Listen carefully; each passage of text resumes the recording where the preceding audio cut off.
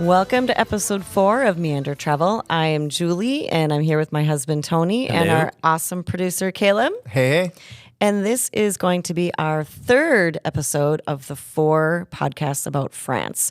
We recently took a trip to France, and it was so full of amazing things. We couldn't fit it all in. So if you've been following along with us, that's great. If not, jump in now, and we've got a lot more things to share with you. Today, we are going to talk about the Verdon Gorge, Orange, Lavender fields, Arles, and the Pont du Gard. So sit back, take a listen. Here we go. Wheels up. We're gonna be two hearts running wild.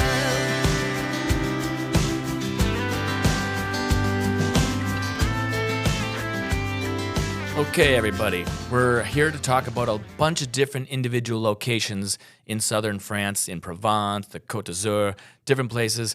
And it's all confusing at times as to where these places are, but we traveled around like crazy by car. And the first place that we're going to talk to you about today is the Pont du Gard. Many of you probably have seen this on television, in movies, different things. It looks like a big giant bridge. It is actually a 2,000-year-old aqueduct from the Roman Empire. And how often do you think of the Roman Empire? Well, if you get that joke, you get that joke. But I don't get that joke. Yeah, I know. Anyways, I think about it a lot. Anywho, the Pont du Gard is a 50-kilometer aqueduct that brought water to the Romans that were stationed, and they had this big city of Nîmes, which we already previously talked about in the last episode. This is still standing, and then actually, if they used it, it was used pretty recently, but it is still could be functioning if they brought the water to it. It's still standing, and it's standing perfectly, like as if it was 2,000 years ago. So it's beautiful. It's across this river that it is 160 meters tall. I mean, it is really, really a high bridge. Aqueduct. Anyways, we drove there from Nîmes, and we got there early in the morning. And a big recommendation is get there right when they open up, like 8 or 9 in the morning. Not as many people there. You're gonna take a lot of photos. You're gonna park right by the front. It's a huge parking lot. This is a paid parking lot, which was something that we were excited to see because we had all of our luggage in the car. A lot of people tell you don't travel with your luggage in the car and leave it. It's gonna get robbed. Kind of put a little scare tactic in you. So we were a little nervous. This was one of the first times where we were leaving our luggage in the car. Paid lot, and there was a cop stationed at the front entranceway. We felt pretty secure. So that kind of started to put our mind at ease on all the things you hear on the internet and whatnot before you travel. You know what? Can I give a couple quick tips about that, though? And we actually didn't do this, but we meant to, and I still think it would be a smart thing. But you could get like a black sheet or a little plastic black something, and you could cover up your luggage so that it basically looked like you had nothing in your car. If you had a open area where you were keeping your luggage. We had a hatchback that had a cover, so you couldn't see any of our luggage anyways. But some people might have to put stuff in the back seat, and that's a great point. The other tip is I bought you this before we left, and somehow it didn't make it into our suitcases, but it was a retractable, lockable cord. So you could actually lock your luggage together. It had a little padlock to it. You could lock it physically to the car, something in the interior of the car, and then it basically prevents the grab and go. Yep. If someone had all the time in the world to open your car and take everything out of your luggage, that would be one thing. But if they were just trying to get a quick grab, they're not going to get it. So that would be a way to ensure that your luggage stays in your car. Also, really amazing to take with you on the trains. But I digress. Because if you're going to sleep or sit there and not be paying attention to your luggage, or if you have to put them at the front of the car and you're sitting back at the back of the car. Which we did. We did. Hopefully nobody grabs your luggage and goes off the train at any time. Yeah, because you're behind 35 people. Yep. You're not going to catch them. And it's just sitting on a rack, 50 feet away. So we'll update you next time when we're smart enough to bring that with us and use it because we bought it and forgot to bring it. So the Pont du Gard, you got a long walk in from the parking lot area. Not too bad. But you come in and you get this unbelievable view of this 3 decks of arches that you can't even believe it's still standing. And it's beautiful in the morning sun. You're going to want to take a ton of pictures immediately. Well, you don't have to. You can walk in. You can go a little bit farther down. You're going to walk down to the river, wade in the water, take pictures from standing in the water. There's cliffs on both sides. You're going to, as you walk down there, I recommend walking across the bridge part of it, which is open to human foot traffic, And then you get to the other side, you get different Just angles. human foot traffic? No, and animals probably, I guess, too. But yeah, good point, Julie. Thanks for pointing that out. Anyways, Maybe alien foot yeah, traffic? maybe aliens. Be paying attention to the graffiti. There's a ton of graffiti on this bridge, but it's not like painted with spray cans. There's hundreds and hundreds of years old graffiti where people have etched into the limestone, like Robert, 1793 or something. Like these are people that just kind of went there and visited it and thought they'd etch their names into it, damaging it. But in my opinion, it's kind of like an artistic Don't point. do your own. We're not No, don't do advocating that. that. No, but this is now historical. Some of these things are hundreds and hundreds of years old. I find it very cool.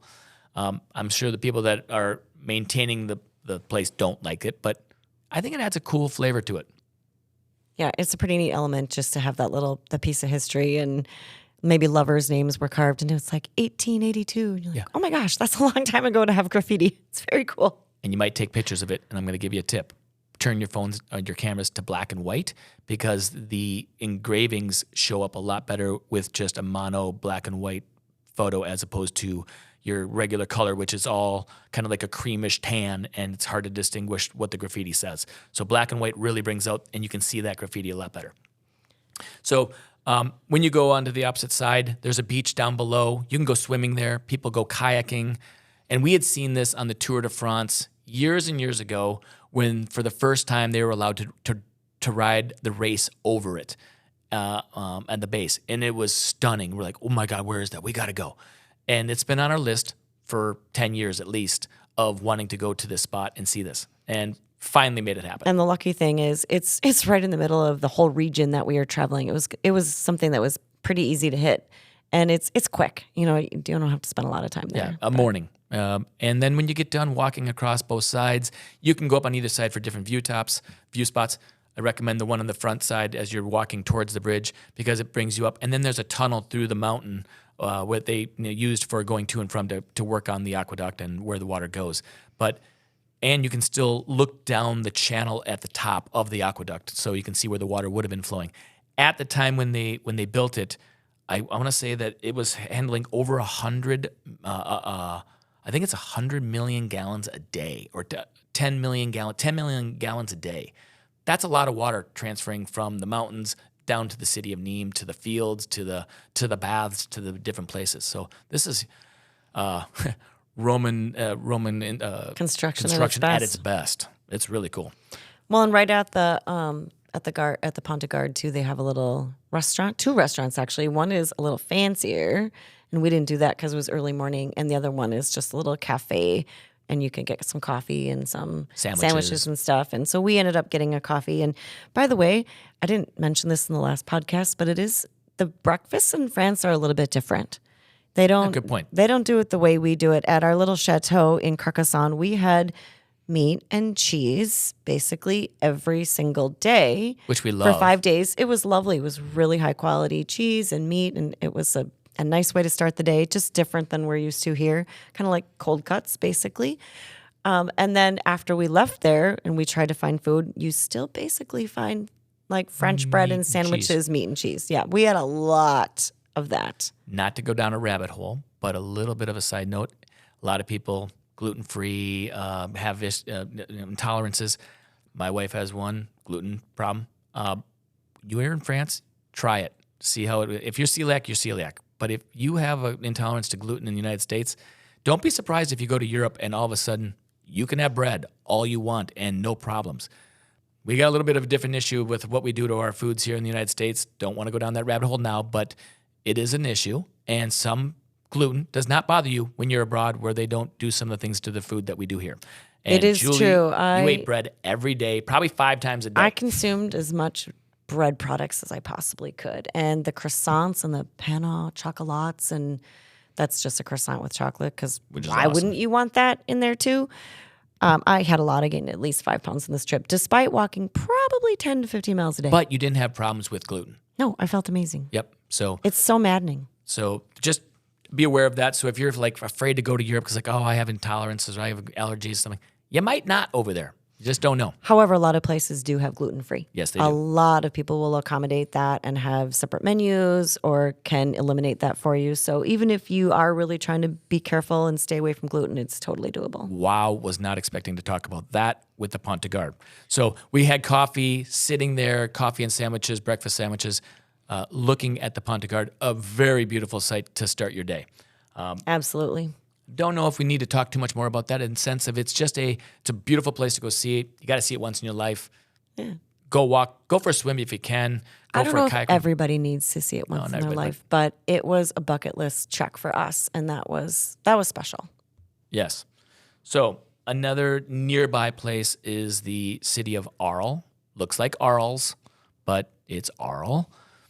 So I think. He'll Maybe I'm probably wrong. say Arles a few I'll times. say it a couple times. There is a Roman Colosseum there as well. And we told you about the one in Nîmes. This is another one. This is beautiful. It's a little smaller, but we wanted to go see it. Who knew there were so many still I standing? know. There's a ton of them. They're all over the world. Well, in that part of the world. And we're making our mission to go to all of them. Yeah. Well, that's going to be hard. There's really a lot, Julie. I don't think you understand how many there are. But that's a gonna good Google goal. it. Anywho, we decided we wanted to go in and go see it, but we were kind of on a time crunch of going to our next destination town. It was getting late in the day. We're like, oh, we don't really have time to park and go and take an hour or two to walk into town because the parking lots are very far away from this Coliseum. It's right in the center of the old town. It's hard to get to. So in my brilliant wisdom, I decided that I want to drive right to the Coliseum to save time. Now Well, it's because when you looked at the map, you're like, oh, hey, cool. There's roads that basically go right up to it. So let's do it. I'm like, all right, great. Yeah. Let's do so it. I purposely got a rental car that is small, like the tiniest little, not a smart car, but one step up from it. Barely can fit our luggage and us in there.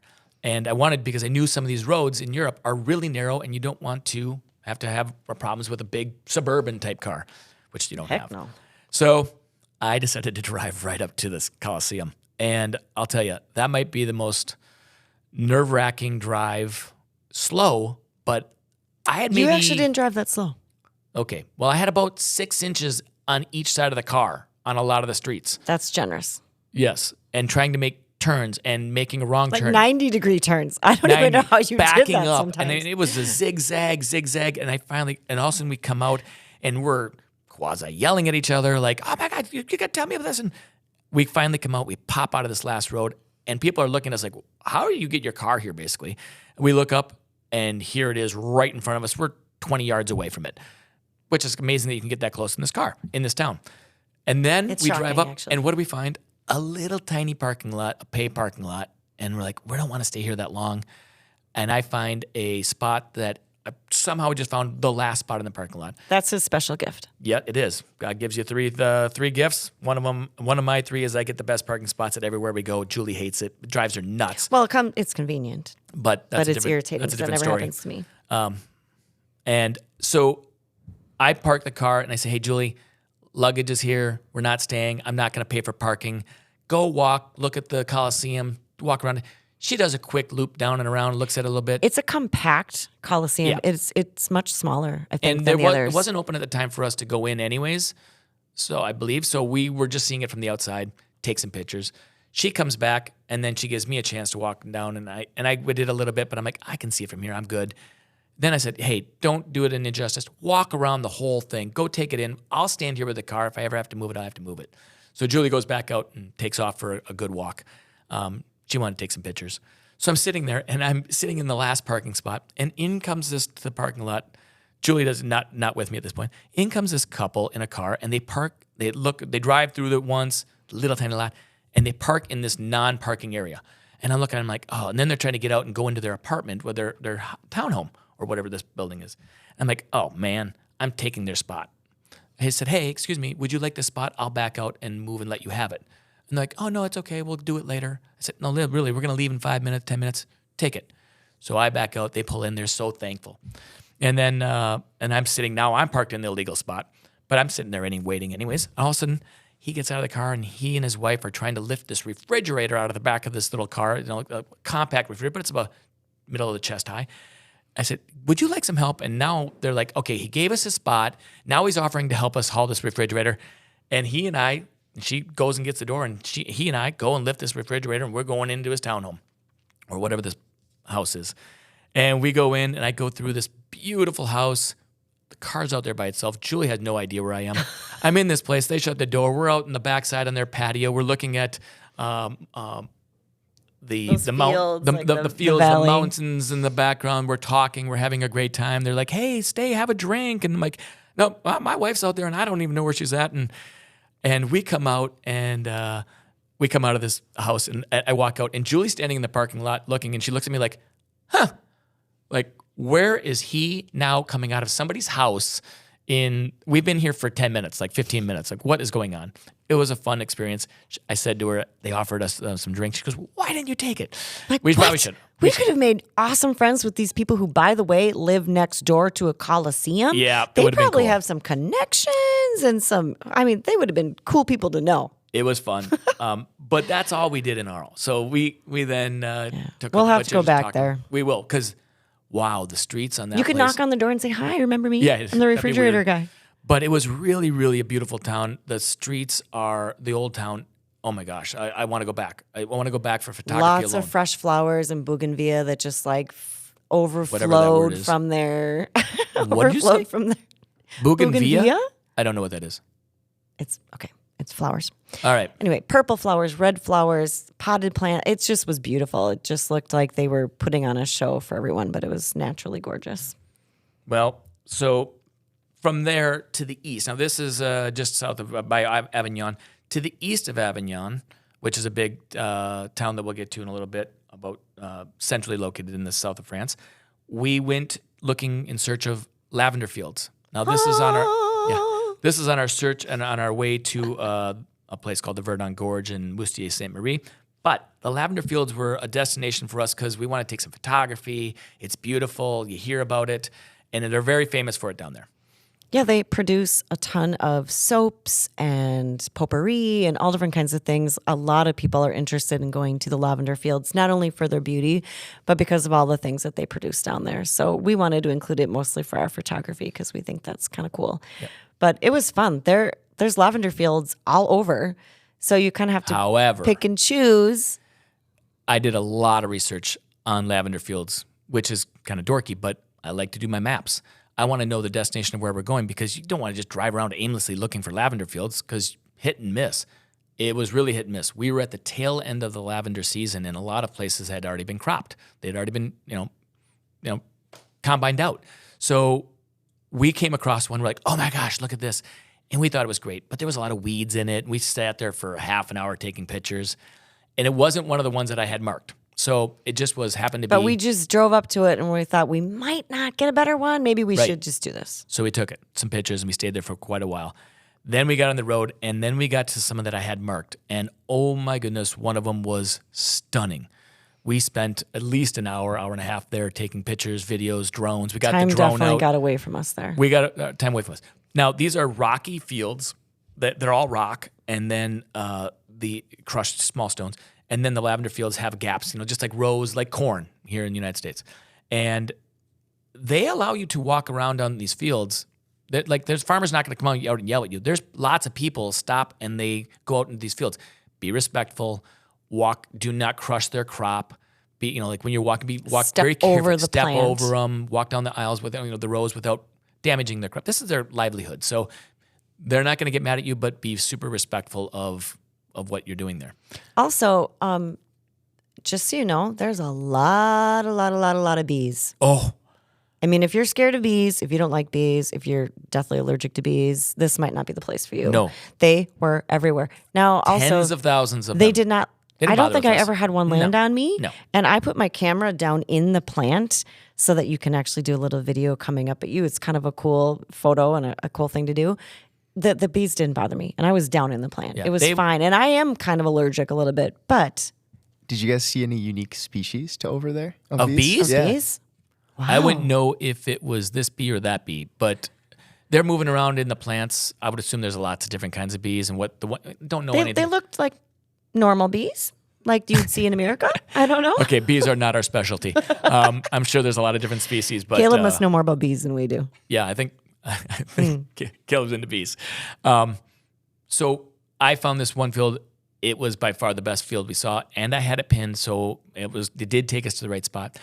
And we were also doing research for a friend of mine Anna was going to be coming from the U.S. and we were going to meet her later on the trip, and I was going to be giving her directions where to go because she was coming over and wanted to see the lavender fields, a friend from here in Minnesota. And because of all the hubbub with Delta flights, her flight got canceled and she never even made it to France. So on the back end, I bought her some lavender soap and brought it back for her, and I hope she liked it, but it was no consolation to the missing out on the fields. But the fields themselves, we then went, after we took cool drone photos and videos, we went back to the car. Tip, remember your license plate number of your car, and not only just what it looks like and the brand name, but the license plate. Because when you come out of the lavender field and your wife is waiting for you in the car because you're still taking one more photo, and you walk up and you go into the trunk to put some of the gear away and different things, if it's not your car, it's really embarrassing. Because I opened up the trunk and the hatch to a car, and the people are sitting inside of it. And I look inside and I'm like, that's not my wife. And they're looking at me in the rear view mirror, and the woman turns around, looks at me, I'm like, sorry, and shut the door. Our car was 10 feet in front of their cars, the exact same color, style, and everything, just a different license plate number. So that was embarrassing. Remember your license plate number, people. You're not used to this car, you know. And you're not thinking about it. You're No. like excited. You just took all these pictures. You want to get back in the car. They were like, "What the heck is this guy doing?" Yeah, it was funny. It would have been really We funny had if I a good opened up laugh the door to about get that. into the seat with him, but I was in the trunk, hatchback, whatever. Anyways, as we drove away from there, we were supposed to be already at our next destination by the time we left there. We were way behind, but we couldn't leave it because it was so stunningly beautiful. Well, I mean, to be fair, we just kind of had a general itinerary what we wanted to do that day, but we did want to hit certain stops, and we kind of calculated how much time we thought we would need. We're way behind now because it was just so pretty. It was so hard to drag ourselves away. And we didn't know that the lavender fields were going to be that much of a calling to us when we were there. If you're not a photographer, no big deal. Yeah, you saw some purple fields and move on. Cool, good vista. As we were driving away, the funny thing, and it's very hard for me to not stop and help, but we would drive by these crappy lavender fields that had like ankle high and a little bit of purple and weeds everywhere. And you see people stopping to take photos, and you're like, no, don't waste your time. Like, If you just drive a mile 2 miles back. away, there's an unbelievable waist-high lavender field with the most beautiful purple. And we could have stopped 10 times to tell people, but that would have taken too much time. But plus, they would have been, their French are probably like, stop talking to me. What are you doing? And who knows? You can't Maybe it was help their field. everybody. But so that was the lavender fields, and that's in Valensole. That's an area in southern France, but they're known for their lavender fields. And by the way, I think that all of those fields got cut within the day or two of us being there, because we were talking to the locals, and they said, yeah, they're all going to be gone because the weather was perfect. They were going to take them all down in the next day or two. So we got really lucky. We were at the very tail end. We saw some that had already been. Yep. So we were at the cultivated. tail end of the lavender, which was why that field was so beautiful and big. It was at peak. It was probably going to be gone the next day. Probably past peak, but yeah. So that brings us to, in the similar nearby area, Gordes. Julie. Well, this is one of those towns where on my Pinterest board, you'd see a blog that says the 10 prettiest towns in France or the 5 most beautiful towns you have to get to someday in France. And this one is always on that list. The funny thing is, in our first episode, when we talked about Carcassonne and we went to that white fete, that wonderful evening, the French couple sitting next to us, born and raised in France, kind of live in that region, had never heard of it. Yeah, they're like 30, 40 miles away. I'm like, what? How is this in all of our American blogs supposedly one of the most beautiful cities in all of France, and you've never even heard of it? She's like, yeah, we've never been there. I'm like, oh, okay. Well, maybe you should, or maybe we shouldn't. Maybe it's not that great. I don't know. So we Turns drive out there. it's beautiful. And as we're driving, you come up on this one ridge, you got a valley, and then this is a hilltop town. And as we're driving, we come up this ridge, we look over and we're like, oh, wow, it's off on the side on this hilltop. It's the most stunning hilltop town you've ever seen. You're like, wow. And you go by this drive-out area where everybody's standing and taking pictures. Like, you can't get back to that. You got to go up into the town another 2 miles around to get through the ridges to get to town. A lot of those roads are one way. Yeah, one way. We're coming back down to that spot. I don't know how, but we're going to have to come back down there. So we get to town, get parking, which is kind of a hassle in the town that size. Unfortunately, it's also just super touristy. Yeah. It's a big parking lot. You have to pay in the machine, and there are just hundreds of tourists. I bet if you went in May or September or off season, you'll have a lot better experience because it'll just be not so populated with backpackers and buses and what have you. It looks like it is a Disney town or something because there are so many people. When you get on all the lists of being in the top 10 most beautiful towns in France, you're going to get hit with a ton of people. And clearly all tourists because the French people don't know it's there. That's right. So we go into the town. First place we see is a macaron shop Ladure. And we're fans of all. What did you call it? Ladure. I don't know. You know how to say it. I don't know how to No, say I it. don't actually either. Okay, but it it's the starts one that with an starts L. with L. Yeah. With the green packaging. There's a bunch of famous macaron producers. They're one of them. We kind of got into taste tests later on in Paris. We'll tell you more about that later.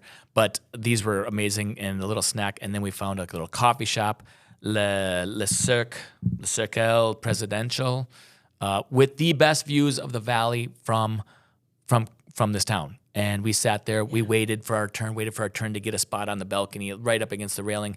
We took a lot of photos. And we could see the spot off in the distance where the people were taking pictures of the town. Like, that's where we're going to go. We got to go take pictures of this town. It was a breathtaking view. So if you only have a little bit of time and you just want to pop in and that's a coffee. great spot. We picked the exact perfect spot and had a little respite and some good views and nice breeze. And you can walk around that town in 10, 15 minutes and see almost all of it. We did buy some lavender liqueur.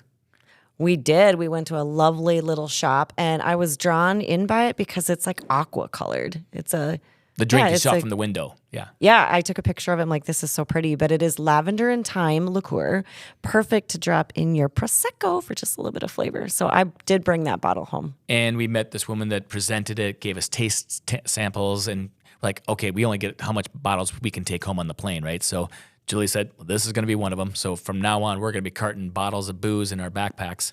What was her name? Gigi. Her name is Gigi. Gigi. Actually, we met a number of French women that had these beautiful long names that started with G, but they were very complicated to say, and they all shorten it to Gigi Gigi. or something like that. But it was a really beautiful. She was helpful and long- fun. It was a cool little store. So then we got back in the car. We only spent an hour and a half maybe there. Yeah, it's a shame, really, because that was Yep. a beautiful town. But it's not big enough to, it's not like a 2 or 3 day kind of place. Well, It we could didn't see be, all but of it, maybe. if you just really sink in, right? Anyways, we got in the car because we had another destination we were trying to get to. But we drove down around the backside and we got to the place where people were taking the pictures. And we, stood in line a little bit. It's just people huddled around the edge of a cliff taking pictures of this hilltop town in the distance. And I said, I think I should get the drone out here. And Julie's like, oh, there's people. All right, let's try it. Wow, did we come to a realization we could make a lot of money. We got that drone out, and people were like, what are you doing? And it's a fold-out drone. I want to become a rep for these people because it is the coolest social media / drone. All it does is go up, goes out, comes back, goes up to circle around the top. It's got like 7 different commands. It takes off from your hand. It leaves. 20 seconds later, it's back in your hand, and you fold it back up and put it in your pocket. it's And it gives really small. high It's quality. basically like a little pet. It is a pet. It's a little pet drone. And there's all kinds of rules about drones in foreign countries, but this is a small little, lightweight one that doesn't meet a lot of the standards of higher, more expensive drones where they're limited by the rules. So, anyways, I break But it we up, were and afraid I to take it asked. out a lot I of was afraid. I places. asked people, and they said, "No, go ahead." And I said, "Well, it's going to take off, go right back here, and come back to us." They were all amazed, and I put it in my hand. I put it out there. It flew out. It came back, and then I showed some people. And they were like, oh my gosh, because you had the hilltop town in the background, Julie and I in the front, and it zooms out, zooms in. And people were like, oh, that's so good. We could have sat there in 5 hours, we could have made $1,000 by sending everybody to say, hey, we'll take a video, $25, we'll email it to you right to your phone, right from the spot. You can make a fortune. It was a constant stream of people. We could have been out there all day. Yep. And as long as, Batteries, that's all you need. it probably would have taken a little bit of time for the gendarmes or the police to figure out what we were doing by then. We're like, see you, bye. And Yeah. we'd already made Back how in the much car and money? go. Yeah, we could have done that. So there's a future business. Maybe wants to do a little social media drone photography with. It's called a Hover 1X. It's not cheap, but it's not super expensive. But it's a very handy travel drone. Hover Yeah. 1X. We were afraid to take it out in a lot of spots, but like when we were in Carcassonne for Bastille Day, we weren't going to do it there because they got No. fireworks and they're all worried about that. And we certainly did not do it up in Paris with the Olympics. Forget about No. that. So we had to choose our spots. And this one was pretty rural off to the side. Felt kind of confident that we weren't going to get And in we trouble. asked a travel a guy that was on a bus with a bunch of people right there, and I said, "Do you A mind?" tour if, leader. A tour leader. I said, "Do you think that I could do this?" He goes, "Yeah." I think they don't really care. A lot of places like you just do what you want to do. It's not like the U.S. where we're super overregulated on everything. So, Truth. anyways, that's Gordes, and then from there we moved on, and we were on our way to the Verdon Gorge. Now, this place we have had on our bucket list for years and years and years because when the Tour de France goes through the south of France, we've seen this. Their helicopters take pictures of this all the time.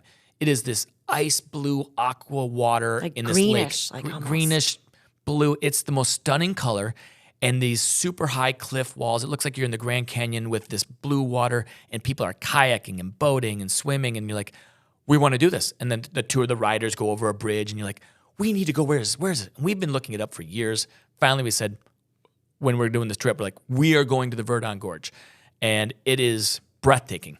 So we want to stay there, but you're not going to stay there for a long time because our trip is limited to how many places we can go and how long. So there's a nearby town called Moustiers-Sainte-Marie. It's up at the top of a hill/mountain at the base of a mountain as well. Cliffs right above you. It's this gorgeous town. It's only like about a 10, 15-minute drive away, but that's the closest town by quite a ways that would have hotels and some kind of fun for us to go see.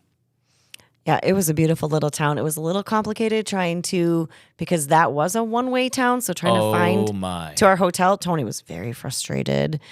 Their directions were not good. Yeah. Make sure you get really specific directions from your hotel about how to get to their location and where to park because we went around the town a couple times. Yes. Yeah, he wasn't very happy. And at one point, he tried to drive down this one street, and we basically drove right into their market that was going on for the day. And some guy threw up his hand and was like, "What are you doing?" He's like, "I don't know. Back it up." So that was a little bit tricky, but it's an adorable town with wonderful shops. There's little boulangeries and patisseries and ice cream market every day. shops.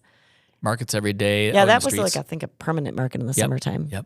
I think it's there. Lots of cute artisan jewelry shops and things like that. Did a lot of research on where to stay, and once again, we like rooftops, we like balconies, and we had a rooftop overlooking the valley balcony. Such a beautiful spot underneath the cliffs. We'll put some pictures out on there on that, and some of the night photography we did.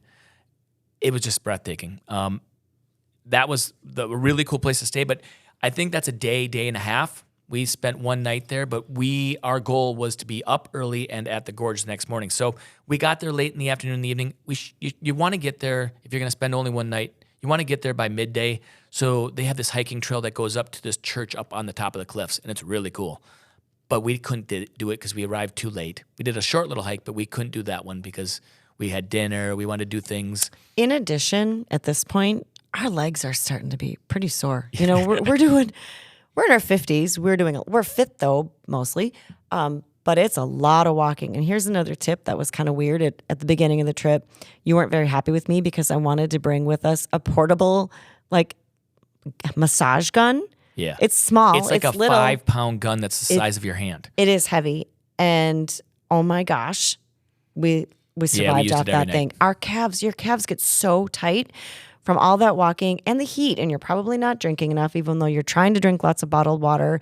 You're probably not doing enough for all the exercise that you're doing. That little massage gun was amazing. Had you not had that, it would have been a different story. You probably would have been really, really sore. But I don't know how we would have survived without it. So just a little tip. Get it at And also a portable Target fan. or Sharper Image or any one of those places have those little massage guns. And a portable fan off Amazon. Absolutely. Super cheap. Oh my gosh, because here's another thing, you guys. A lot of hotels and places in France and Europe in general do not have air conditioning. Now, we predominantly got all of our places with air conditioning except for one.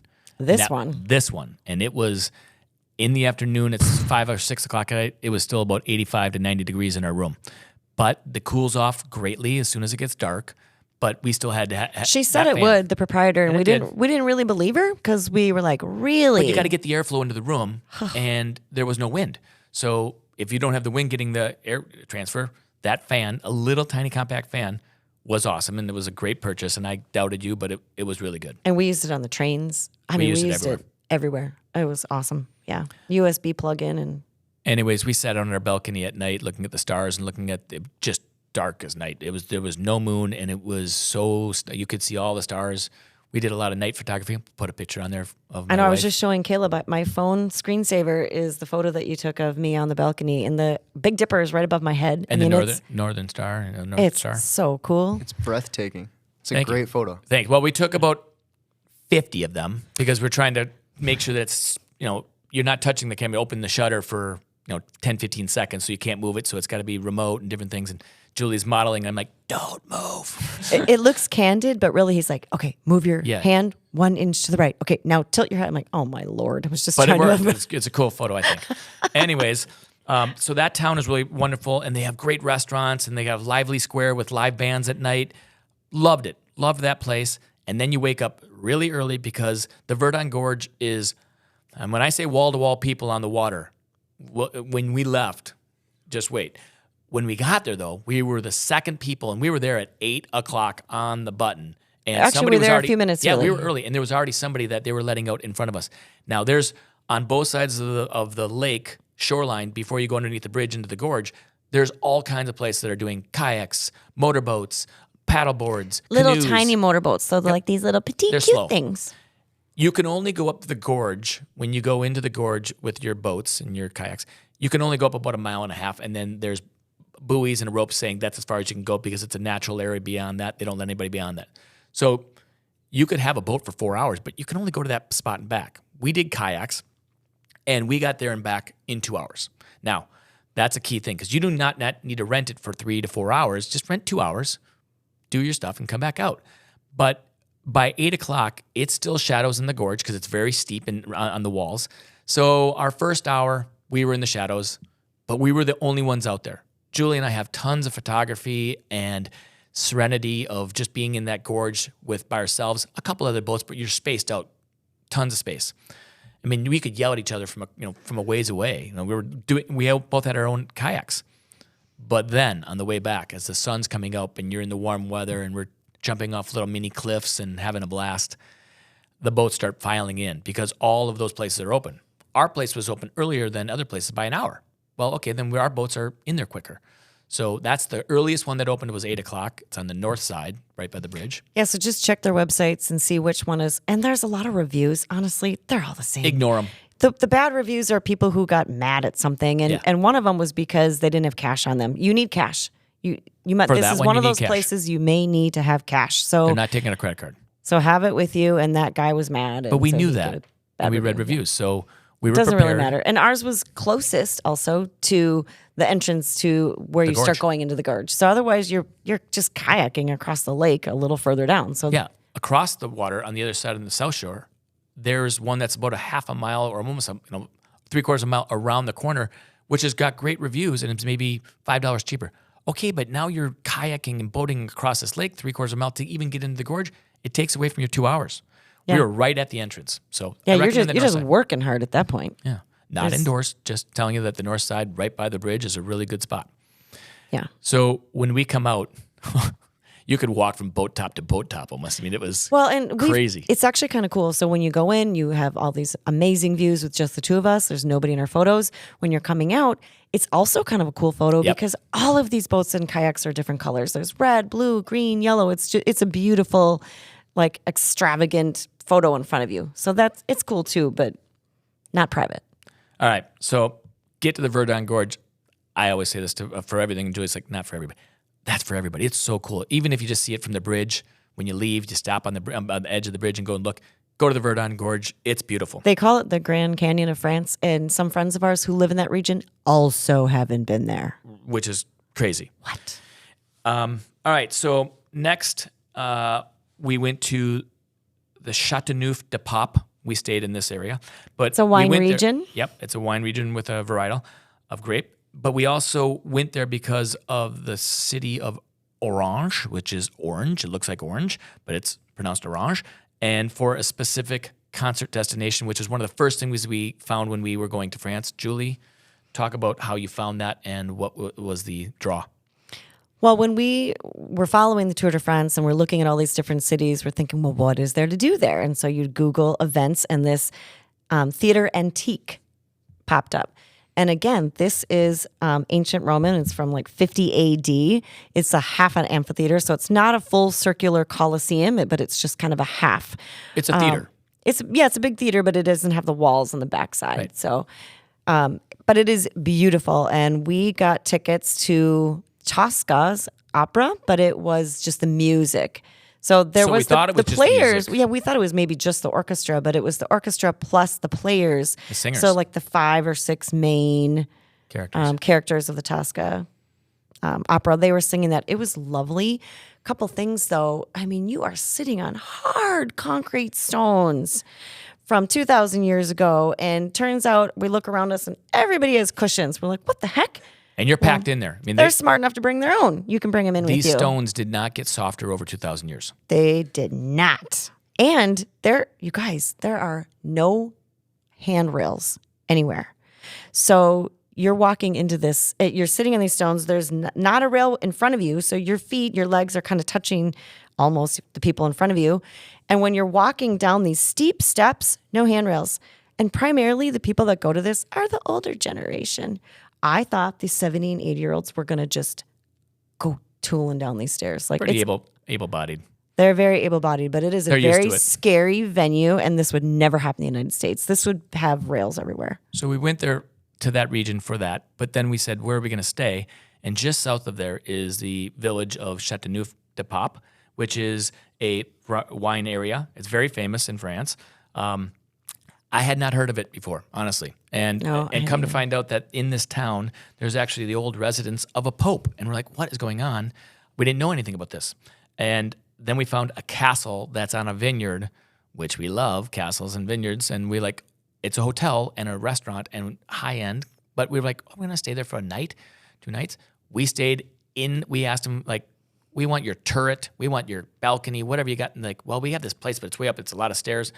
We got the turret, we got the balcony, the terrace at the top of a turret, overlooking the vineyard and the pool area and the whole valley over to the Rhone. You could see in the distance. Definitely You could feel see like Avignon. a queen in that kind of a room. Oh, Julie was the queen. 4-poster bed. It was a bi-level room. You had to go up the curly Q stairs. We would have spent a lot more time out there if it weren't for the fact that there was this brutal thing called the Mistral winds. Apparently 200 days out of 365 days a year, it's windy there, but it was bonkers while we were there. And you could not sit up there with a glass of anything without it tipping over or eating something. My hair was like, you can't see me, but I'm blowing it all around. It was impossible to really sit up there. And at the concert, it was kind of funny because all of the orchestra, their stands were falling over, their papers were flying all over the place when we tried Yeah, we to. were at the concert, yeah. I just felt so bad for him. It was crazy. So the was Mistral funny. winds, that's a real thing. So we stayed at this place called the Chateau des Fines Roches. Looks like fines and roaches. Anyways, it was a beautiful We don't speak castle just outside of the town. So great views into town and seeing the another chateau. This is where the Pope was, Chateau des Pape, Jean the 22nd. And that's because, didn't know this either, the papacy, the popes for 70 years back in the 1300s was stationed in France. It wasn't in Rome and it wasn't in the Vatican City. The one guy that was elected as pope said, I'm not leaving France.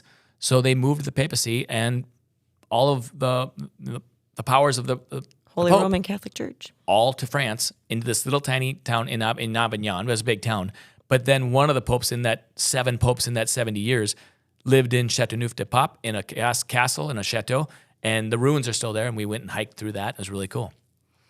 It was very fun. And we did do a wine tasting there. They're everywhere you go. There are vineyards and wineries and wine tastings. We decided to go to this cute little one that was in town that got really, really awesome 5-star reviews. And the cool thing about that is what they do is they take all of the best wines from the entire region, and that's what they showcase there. So instead of going to one winery where all you get to taste is their theirs. wine, this little place gives you what they believe is the best of all of them in the region. So we're like, wow, sweet. We only need to go to one. And so we tried all these lovely wines, and we shipped a case home, and it comes in like a couple weeks. Yeah, we'll pay for that with more bins. So food to go with the wine. I have just a funny little story. So it's amazing to us that we're in France and we have all this wonderful culinary food. And don't you think it was funny how much Italian food we had? Yeah. Like we had pizza and pasta everywhere we went, and it just kind of hit home for me the irony of how Italian food rules the world. So we had all these lovely French wines and a lot of Italian food. Including in that town of Chateauneuf-du-Pape, there was a little new pizzeria, Italian pizzeria, and they were like, how did you guys find your way into this place? It's for the locals kind of a thing. And we sat down, we had a bottle of wine and pizza, and you know. Well, you know why we chose that? Because the restaurant at our hotel was so expensive. Yeah. It was really, really, really good. But one meal there, we're like, okay, not doing that tomorrow night. We Where saved can we like get 4 pizza? meals worth of pizza, going to this place. So speaking of Italian food. So let's come to a conclusion on this episode, but with a little update of where we're at with, our quest to try and become digital nomads. And one of the things that we've been working on, and I've been working on, speaking of Italian food, is I have been for the last 4, 5, 6 years working on, okay, my wife's looking at me like lots Way longer, more. trying to get my dual citizenship of my Italian citizenship. And there's a thing called Sangiovese where, by blood, if you are an Italian by your grandparents, your great-grandparents, and you can prove it and document it with birth certificates and everything else that goes with it, which is a ton of certificates and legwork. It's taken me many, many years. I've already submitted to the embassy of Italy for citizenship. And what that does is it would give me dual citizenship because my great-grandfather came from Italy. Ireland has the same thing. There, I think the two in Europe where you can do it by your lineage. And you're considered an Italian citizen. You just haven't gone through the process to formalize it yet until you do. So I'm already a citizen, but it's not formal yet. Well, I've submitted a couple years ago, and I found out they said, these documents don't match. I've got to go back and do it. I've got 2 remaining documents. And when I get those finished, they'll grant me dual citizenship. I'll be able to get a passport. Julie will be able to get it. Why do we want this? All right. So here's the deal. When you're traveling to Europe, into the Schengen area, which is the region of where they all bond together and say The EU. The EU. Well, it's not just. It's not exactly the EU. There's a little difference because some are in the EU and some are not. But what it is you have a visa, but you don't even know it really. And in some respect, you can only stay for 90 days, and you have to leave the area. So after 90 days of being in Europe in the Schengen area, you have to leave outside of that. Well, let's say you want to move to Italy or one of these countries. You can't, because you have to leave after 90 days and spend a certain amount of time away before you can come back. If you are an Italian citizen, you're also a citizen of the EU or a lot of these countries. And in the Schengen area, you can stay as long as you want. You can buy property. You can do anything because you're a part of the community. So if our goal is to move abroad someday and also to maybe live in Italy or someplace else for an extended period of time, we will now be able to once I get my citizenship. Just gives us options and flexibility. Yep. And also, let's say we want to go to Cuba and visit Cuba. A lot harder for an American citizen with our passport to go there, or certain other countries in the world. But guess what? Italy was just named the #1 passport to have for travel in the world just this last year. So Sweet. I think it was Philippines. It was U.S. for a long time, and then it was not Philippines. I don't know, some other country. But Italy was just named. So we can take that passport and use that to go to travels that we maybe not be able to do with our U.S. citizen passport. Now, Julie would have to do some language studies to become a citizen. For the spouse to be granted citizenship, you have to be a level 2 Italian speaker. So I would need to. I would have to kickstart my Duolingo. So that's where we're at. That's something that we're working on. Maybe even talking about it's going to kickstart me to get back in and get those documents fixed and finished and get it back to them. It's a long process. Been working on it for a long time. FYI, you can hire somebody to help you. So just so if people were doing some research, there are consultants and experts out there. We can talk about that hire. in a future episode about how to go about that because it's fascinating.